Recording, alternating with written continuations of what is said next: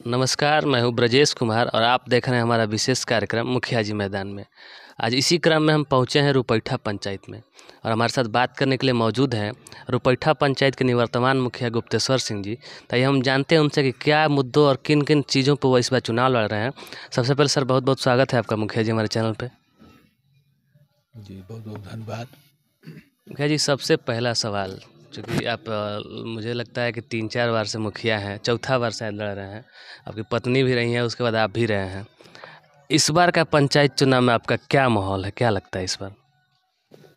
इस बार का पंचायत चुनाव तो विकास के आधार पर हम लोग चुनाव लड़ते हैं कि अगर हम विकास किए हैं तो हमको वोट दीजिए, नहीं विकास किए हैं तो मत वोट दीजिएगा हमको। और हम कोशिश किए हैं कि जब मुखिया भी नहीं थे हम, तो हम 85 से राजनीति में हैं। 85 से राजनीति में हम बहुत लंबा सफ़र किए हैं। हम लोग का माने विधायक भी दावेदार थे लेकिन नहीं मिल पाया, वो अलग हुआ। हम ऑल इंडिया चावल पंचायत चुनाव में हम काफ़ी दिनों से पंचायत के लोग कहने से हमसे इच्छा नहीं था हमको पंचायत में आने का, लेकिन सब जनता का प्रेम और सलाह से पंचायत चुनाव में हम भागीदारी बने।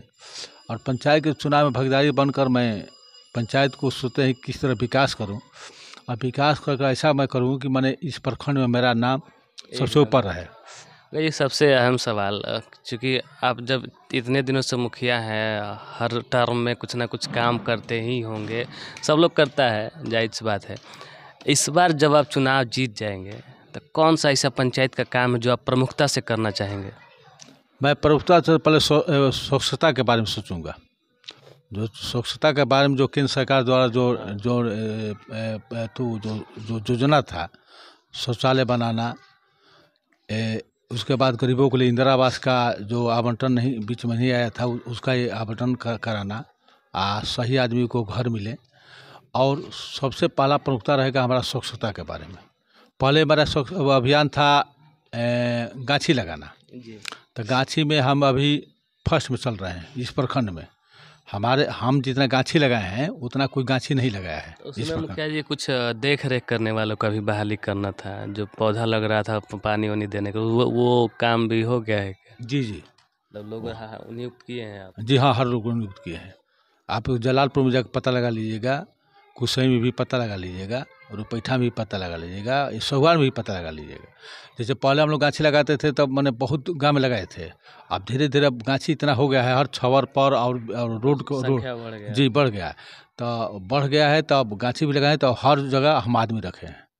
हमको उस 1500 कुछ सैलरी भी देना है। पहले मिलता था 4800 की 5000 रुपये मिलता था पहले, तो अब उसको घट गया है 1400 रुपया, 14 या 1500 रुपये लगभग मिलता है। तो मतलब मंथली मिलता है कि सलीना? ना मंथली मिलता है। पहले 5000 मंथली मिलता था क्या? जी हाँ जी, पहले मिलता था तो जैसे माने एक यूनिट पर 200 होता है पेड़। अच्छा, माने हम लोग लगाते थे 1 यूनिट या 2 यूनिट, तो 400 पेड़ लगाए तो 2 आदमी को रखे हम वहाँ उसमें, तो उसमें मिलता था 5000 रुपया। और उस समय सरकार का सिस्टम बदल गया कि 1500 रुपये एक ही महीना 3000 रुपये देता है, 1500 रुपये 2 आदमी को रखना पड़ता है। उस समय एक ही आदमी को रखना? जी जी, एक ही को रखना पड़ता है। चापाकल भी लगाते थे, पानी का भी करते थे। और रोड के बारे में, गली उली के तो हम तो कोशिश किए हैं कि 95% गली लगभग हमने पार भी आ जाएंगे। अच्छा, इतने दिनों के कार्यकाल में इस टर्म में ऐसा भी कुछ रहा है क्या, जैसे आप सोच रहे होंगे कि मतलब ये काम कर लेंगे इसी टर्म में, तब तक चुनाव का डेट आ गया, कुछ छूट गया, मतलब कुछ बाकी रह गया है क्या? वो तो देखिए, जो काम करने वाला होता है उसको हमेशा महत्वाकांक्षा रहता है कि ये काम छूट गया। उसको काम करने का शौक़ होता है ना, जैसे काम करने का शौक़ होता है कि यह काम छूट गया, यह काम करना है, अभी हमको पूरा करना है, तो रहता ही है। जो काम करने वाला होता है, जो पढ़ने वाला भी होता है, हाँ रहता है कि जो IAS करता है वो भी सोचे उसे भी कुछ अच्छा काम करें। तो हर आदमी का, मुखिया का भी इच्छा रहता है कि मन हम अच्छा काम करें, उससे भी कि जनता के माने भागीदारी बने, जनता का ही कहने का मौका ना मिले। वोट अलग चीज़ है। देखिए, हमारा विरोधी भी नहीं कह पाएगा कि मुखिया जी काम नहीं किए हैं, ये जान लीजिए। हमारा चैलेंज है कि विरोधी भी नहीं कहेगा कि हमारा पंचायत में काम मुखिया जी नहीं किए हैं। वो अलग चीज़ है, अपना सिद्धांत के आधार पर सबका अपना लोकतंत्र में अधिकार है। जी, सबसे अहम योजना जो है बिहार सरकार का अभी, जिसको एक तरह से मतलब कहिए कि सबसे चरम पे है, नल जल योजना, उसमें गुप्तेश्वर सिंह जी कितना सफल रहे हैं? हमारा नल योजना तो हमारे पंचायत में मात्र 2 ठो हुआ, मतलब बाकी पीएचडी था क्या? सब पीएचडी हो गया। अच्छा। ऐसे नल योजना हम लोग ऐसे तब मुखिया द्वारा हुआ है, हाँ। लेकिन मुखिया को इच्छा नहीं था कि हम लोग को नल योजना हमको दिया जाए, लेकिन सरकार ने हम लोग को दिया नल 2 योजना। वार्ड मिला था। तो जो 2 वार्ड हमने किया, तो एक कुसई में किया जो मुख्यमंत्री का प्रोग्राम था। अच्छा। हाँ। उस समय वो वहाँ नल योजना चालू हम लोग किए, सब लोग देखा, इस कलेक्टर साहब भी देखे, स्कूटी जो उसका भी देखा, मतलब सब अफसर लोग भी देखा, कहा कि सही है नल योजना। 100 वार्ड में है, 100 वार्ड में भी, आपके गांव में भी वार्ड में है? 4 नंबर वार्ड में और वहाँ 6 नंबर वार्ड में। जब पीएचडी वालों का क्या स्थिति है? पीएचडी की स्थिति बहुत अच्छा नहीं है, मतलब काम चालू नहीं है, पानी नहीं है? ना पानी कभी नहीं है, या जो गली में जो ढलाइया जो तुड़वा देते हैं उसको ढलवाए नहीं, कुछ 2 वार्ड में लोग किया है। क्योंकि अब बहुत सारे गाँव में तो देखने पर गली नली मिल रहा है, लेकिन कुछ रह गया है क्या कहीं? जरूर कुछ होगा, इतना बड़ा गांव है तो रहबे करेगा, ऐसा बात नहीं कि मैं टोटल मैं पूर्ति कर दिया। अच्छा, इंदिरा आवास में कितना काम किए हैं आप? इंदिरा आवास में देखिए इधर बंद था, अभी तो 3rd फेज वाला अभी सर्वे ही चल रहा था, लेकिन अब 3 बार से आप लगातार ही रहे हैं। 3 बार से ना, हम तो बोल रहे हैं कि राजनीतिक में मेरा पंचायत मुखिया के तौर पे अब 3 बार से लगातार प्रतिनिधि रहे हैं, जीते हुए प्रतिनिधि। इसमें इंदिरा आवास में कितना सक्सेस हुए हैं आप? देखिए इंदिरा आवास में तो बहुत हम सफल हुए हैं।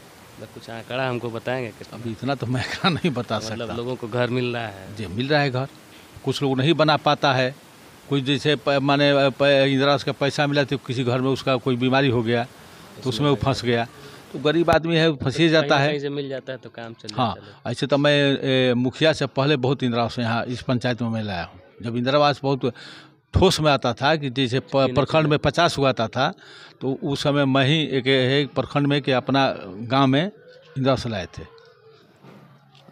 अब वृद्धा पेंशन चूँकि अब तो हो गया है कि डायरेक्ट आदमी ब्लॉक से करा ले रहा है, इससे पहले वाले टर्म में मुखिया जी लोग के ही हाथ में था, तो उसमें क्या कितना कर पाए हैं आप? उस समय तो मैं बहुत सफल रहा।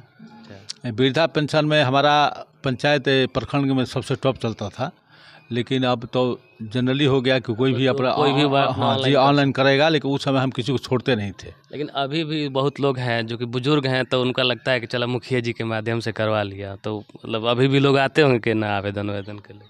ये बहुत लोग आते हैं, कहते हैं, हम घूमते भी हैं वोट मांगने के लिए, तो मुखिया जी हमारा वृद्धा पेंशन रह गया है, तो हमने समझाया उन लोगों को कि आप सीधा ब्लॉक में जाइए, ऑनलाइन कीजिए, आपका जिसका 60 वर्ष उम्र होगा उसको आराम से हो जाए, किसी का पैरवी की जरूरत नहीं है, किसी मुखिया की जरूरत नहीं है, आप सीधा आप हो जाइएगा।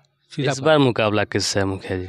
इस बार क्योंकि बहुत सारे प्रत्याशी हैं, किससे मतलब कुछ लग रहा है कि नहीं उनसे हमको थोड़ा क्षति है या उनसे मुकाबला रहेगा? ऐसा हमारे यहाँ तो 6 अभी तक लिस्ट निकला है, 6 उम्मीदवार हैं, लेकिन मुकाबला है एक ममता देवी से। अच्छा, उनसे लग रहा है कि मतलब टक्कर दे रही हैं जी।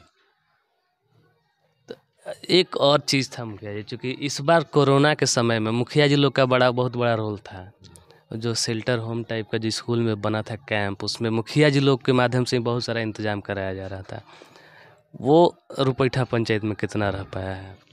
देखिए वो जो कोरोना के टाइम में मुखिया द्वारा नहीं होता था, मुखिया ये प्रखंड द्वारा। हाँ, पर वो तो देखिए पंचायत में जो स्कूल में बनता था, पंचायत के मुखिया अध्यक्ष होता है तो सब कुछ देख करवे करता है। किसी गांव में कोई रोगी आता है तो उसको हम लोग पता लगाते थे और उसको सूचना करते थे प्रखंड पर। और हम लोग सेंटर होम था रुपैठा में। अच्छा, जहीं कहीं जगह नहीं मिलता था, माने बहुत दिक्कत है, तो कहीं किसी स्कूल में हम लोग रखवा देते थे गांव से बाहर कि आप 15 दिन रहिए, 20 दिन रहिए, वहीं पर आप खाना वाना खाइए, तब उसके बाद घर आइए। उसमें समुचित व्यवस्था आपके द्वारा किया गया था? जी जी, हम लोग कोशिश किए हैं कि जितना हम लोग व्यवस्था करें मुखिया द्वारा, इसकी पंचायत द्वारा ही करना पड़ता था देख रेख का। ऐसा सूचना भी आता था कि भाई आप मुखिया जी बताइए कि आपके यहाँ कौन कौन रोगी है, कौन कौन लोग बाहर से आया है, तो हम लोग उसको सूचना करते थे प्रखंड जी। आखिरी सवाल, आने वाले पंचायत चुनाव के लिए अपने पंचायत के जनता के लिए आप क्या संदेश देना चाहेंगे? मैं तो संदेश तो यही दे रहा हूँ कि जो अच्छा काम करेगा उसको आप विकास के प्रति अपना मदद कीजिए। जो विकास, हम ये भी बोलते हैं कि जो विकास है उसको वोट दीजिए। अगर विकास मैं नहीं किया हूँ तो हमको वोट मत दीजिएगा। लगता है कि विकास किए हैं लोग वोट दे देंगे? जी, हमको तो उम्मीद है कि जनता यहाँ का बहुत माने चतुर है और संवेदनशील है और बहुत माने रईस में गिने जाते हैं इस पंचायत में। पंचायत है जी, रुपैठा पंचायत हम और पंचायत से हम अच्छा मानते हैं। नज़दीकी है, बाज़ार से भी थोड़ा स्टैंडर्ड भी इस पंचायत का अच्छा होगा, जी जी। कहा जाता है कि शहर के नज़दीक जो अगल बगल गांव रहते हैं वो भी शहरी प्रचलन में आ जाते हैं। थोड़ा सा तो स्टैंडर्ड यहाँ का अच्छा हो गया होगा। जी हम तो कोशिश किए हैं और जनता यहाँ का बहुत अच्छा है और जनता यहाँ का बहुत माने काम करने की इतना हम लोग काम कर दिए हैं ना कि जनता को कहना ही नहीं पड़ेगा कि हमारा गली क्यों रह गया है। कोई बाई चांस कोई गली छूट गया होगा, माने माइनर बड़ा गांव है, यहाँ 1800 वोट है, रुपैठा में 1800 वोट है, हो सकता माइनर किसी के दरवाज़ा पर नहीं पहुंचा होगा, लेकिन हम कोशिश किए हैं कि 99% हमको हम चैलेंज है कि हम 100% तक कोई भी दावा नहीं कर सकता है। तो ये थे गुप्तेश्वर सिंह जी जो रुपैठा से मुखिया रहे हैं। आप बने रहिए हमारे साथ, हम फिर मिलेंगे किसी अन्य पंचायत में।